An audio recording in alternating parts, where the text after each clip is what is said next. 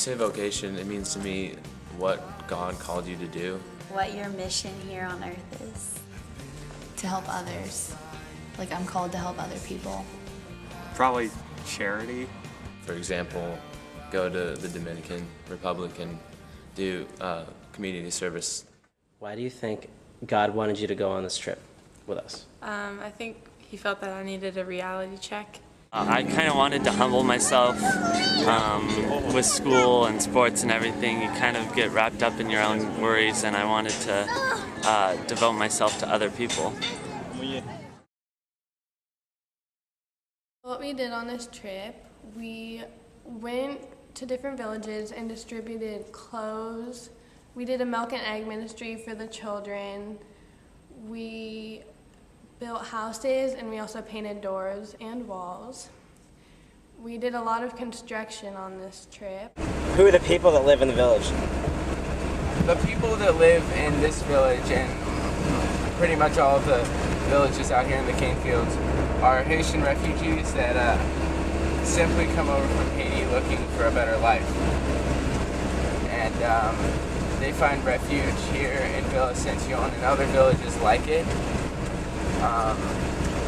Because of the prejudices placed upon them by the Dominican culture.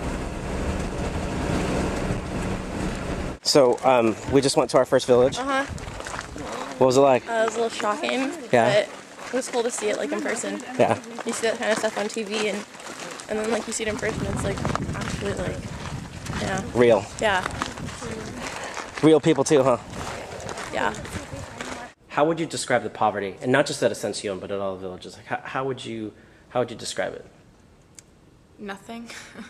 It's literally, it's hard to explain. It's just they have nothing. Yeah, I had talked to this lady. There was about like 7 people living in like the size of my bedroom. It was so small. It was like kind of weird that people were actually living in that, so that's kind of memorable for me.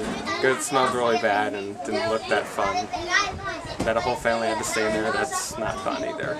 The sickness, the parasites the kids have, and they just don't notice. And the water that they drink, it's not healthy for them. Everywhere you go here, it's just like you can't even believe what people are living in. They have no food, they have no clothes.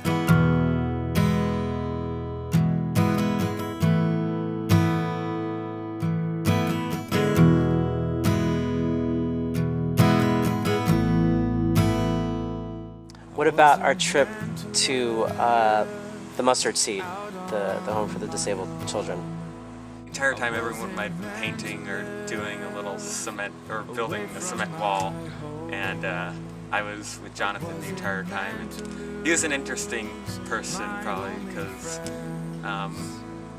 just like my little brother. The kids here are mentally or physically challenged, and they have about 15 kids here.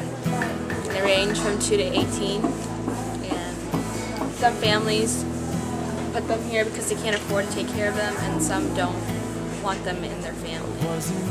So, yeah. Well, okay, so we were going to the hospital to hand out hygiene kits and hand out stuffed animals and stuff to kids, and the older people in the hospitals the hospital was awful. When we were in the hospital, I was just like so overwhelmed with like how they don't have anything. Like they have to wait a week or even more to get like care. I mean, it was definitely the toughest moment, just seeing people on their last breaths, having to pay for their own IV, sleeping on beds that looked so uncomfortable, and some of them didn't even have family members to be there with them. They were just all alone. I thought it was cool that we got to go and like anoint the people and pray with them. It sort of like brought God closer to me because I got to bring God closer to them.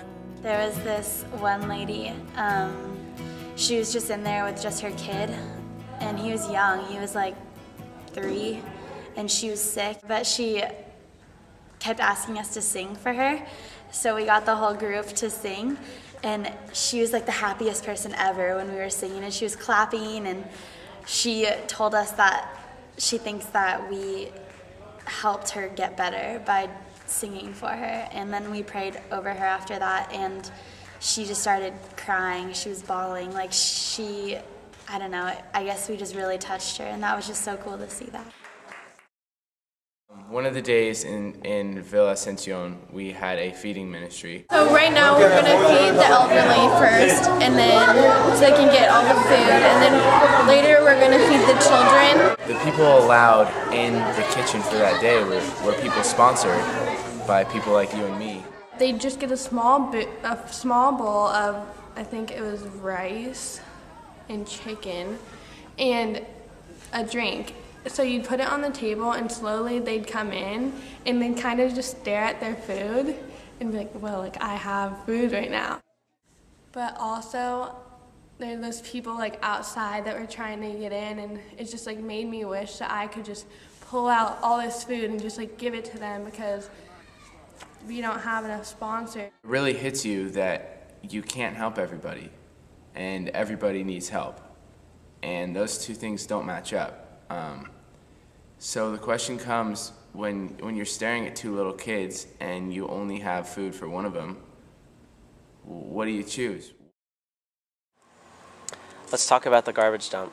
Well, like, all you could see is garbage for like miles. I was so scared that I was gonna like offend them by accident by saying something or like doing some kind of body language, because it was horrible there.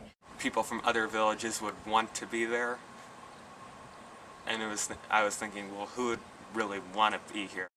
Sometimes I'm like, oh, like I wish I could live in like a bigger house or something like that, but it's like, you know what, I need to be grateful for where I live in. These people are living in a garbage dump, and they're so blessed for it.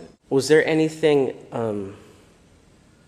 like striking about the people that we met? Like, they were working there, obviously, but... Well, those ladies that we met started singing. How happy they were when we gave them a ride back to their place and helped them carry all their stuff. They were just singing the entire way back. That was so cool to see, and I wish we could be that happy coming back from a dump and digging through trash and being all dirty. We would be miserable and complaining how bad it smelled, but no, they were singing and clapping and everything.